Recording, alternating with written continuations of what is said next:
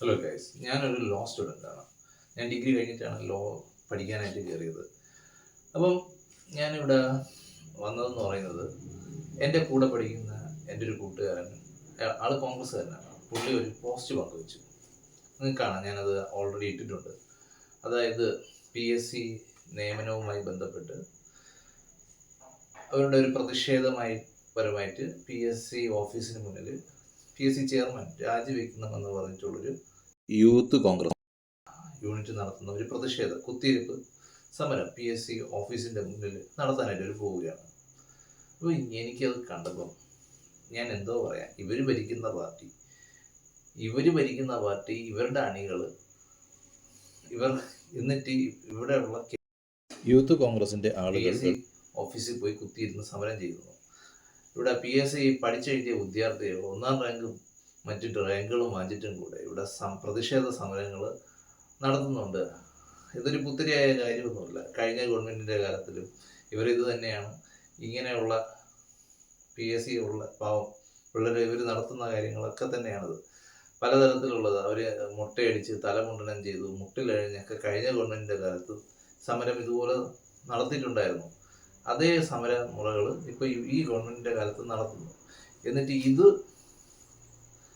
ഇത് കാരണം യൂത്ത് കോൺഗ്രസിൻ്റെ ആളുകൾ പോയി ഇവിടെ പോയി എന്താ കുത്തിയിരിപ്പ് സമരം ചെയ്യുക, എന്ത് വിരോധാഭാസമാണെന്ന് നോക്കുക. അപ്പം ഇവർ ഈ ചെയ്തത് കൊണ്ടും ഈ PSCയിലുള്ള ഉദ്യോഗാർത്ഥികൾ ഇങ്ങനെ സമരം ചെയ്തതുകൊണ്ട് എന്താ ഇവർക്ക് നീതി ലഭിക്കുമെന്നാണോ? അതൊരു ചോദ്യചിഹ്നം തന്നെയാണ്. അപ്പം എനിക്ക് തോന്നിയൊരു കാര്യം എന്ന് പറയുന്നത്, നിങ്ങളെ എൻ്റെ അടുത്ത് ചോദിക്കാം, നീ ഏത് പാർട്ടിയാണ്, BJP ആണോ? അല്ല, ഞാൻ BJP ഒന്നുമില്ല, ഞാൻ ഒരു പാർട്ടിയിലും മെമ്പറല്ല. നിങ്ങളെല്ലാവരുടെ പോലെ തന്നെ ആദ്യത്തെ ഒരു വർഷം കമ്മ്യൂണിസ്റ്റിന് വോട്ട് ചെയ്യുകയാണെങ്കിൽ അവരുടെ നിലവാരമെല്ലാം തന്നെ നോക്കി അടുത്ത് കോൺഗ്രസിന് വോട്ട് ചെയ്യും. ഇപ്പം വേണമെങ്കിൽ എൻ്റെ ഒരു പൊളിറ്റിക്കൽ സ്റ്റാറ്റസ് എന്താണെന്ന് ചോദിക്കുകയാണെങ്കിൽ, റീസെൻ്റ് ആയിട്ട് ഞാൻ CJP മെമ്പർഷിപ്പ് എടുത്തിട്ടുണ്ട്. മേ ബി പറയാം, വേണമെങ്കിൽ എൻ്റെ പൊളിറ്റിക്കൽ പാർട്ടി CJP എന്ന് പറഞ്ഞാൽ കോക്രോച്ച് ജനതാ പാർട്ടി എന്നാണ് പറയാം. പക്ഷേ അങ്ങനെ ഞാൻ അവരുമായിട്ട് സംസാരിച്ചിട്ടോ ബാക്കി കാര്യങ്ങളൊന്നുമില്ല. അത് ഓൺലൈൻ വഴി എടുത്തതാണ്, അത് വെറുതെ ഞാൻ എടുത്തതാണ്. എന്നാലും പക്ഷേ ഇത് പറയാതിരിക്കാൻ പറ്റത്തില്ല. ഇങ്ങനെ കഷ്ടപ്പെട്ട് ഒരാൾ ഒരു കാര്യം ഇങ്ങനെ പഠിച്ചെടുത്ത് എന്നിട്ട് അവർക്ക് ഇങ്ങനെ നട റോഡിൽ കിടന്ന് വെയിലും കൊണ്ട് സമരം ചെയ്യേണ്ട വരുന്ന ഒരവസ്ഥ, ഈ അവസ്ഥ കാണാൻ ഒരൊറ്റ അധികാരികളോ ആരും തന്നെ ഇല്ല. അവർക്ക് അതിൻ്റെ ആവശ്യമില്ല. കൂടിപ്പോയ ഒരു 10-20 വോട്ട് കുറഞ്ഞു കിട്ടും.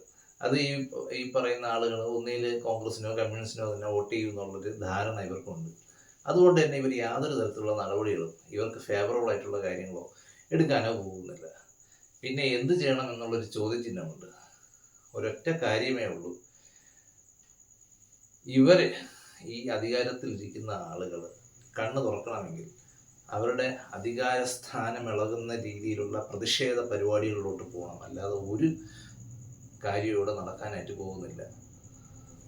ഈ PSCയിലുള്ള ഉദ്യോഗാർത്ഥികൾ അടുത്ത് ഒരു മുദ്രാവാക്യം വിളിക്കണം, ഞങ്ങളുടെ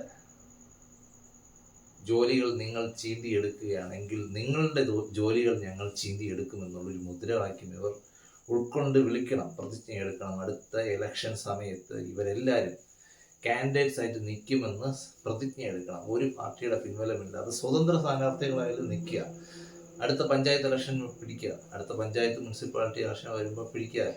തങ്ങളുടെ മാർക്ക് ലിസ്റ്റ് കൊണ്ടുപോയി എല്ലാ വീട്ടിലും കാണിച്ചത് ഞങ്ങളുടെ പ്രതിഷേധമാണ്, നിങ്ങളുടെ മക്കൾക്കും ഇത് സംഭവിക്കും എന്ന് പറഞ്ഞ് വോട്ട് ചോദിക്കുക. ഇവരുടെ സ്ഥാനത്തിൽ കോട്ടം തട്ടുകയാണെങ്കിൽ മാത്രമേ ഇവർക്ക് ബോധോദയം ഉണ്ടാകത്തുള്ളൂ. പുതിയ രീതിയിലുള്ള പ്രതിഷേധ പരിപാടികൾ മുന്നോട്ട് കൊണ്ടുപോവുക, അല്ലാതെ ഇവരുടെ കനിവിന് വേണ്ടി കാത്തിരുന്നിട്ട് യാതൊരു കാര്യവുമില്ല. അടുത്ത് തന്നെയുള്ള സമരപന്തലിൽ ഈ ഒരു പ്രതിജ്ഞ എടുക്കുക, ഈ ഒരു മുദ്രാവാക്യവും വിളിക്കുക, അടുത്ത ഇലക്ഷന് ഞങ്ങൾ നിൽക്കുമെന്ന് സർക്കാരിനെ വെല്ലുവിളിക്കുക. സർക്കാരല്ല, ഇതെന്ന് പറയുന്നത് എല്ലാവരുമാണ്.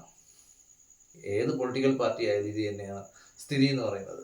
തങ്ങളുടെ സീറ്റുകൾ അത് കുറയുമെന്ന് കാണുകയാണെങ്കിൽ ഉറപ്പായിട്ടും നിങ്ങളുടെ കാര്യത്തിൽ ഒരു തീരുമാനം ഉണ്ടാവും. അങ്ങനെ ഉണ്ടാവട്ടെ.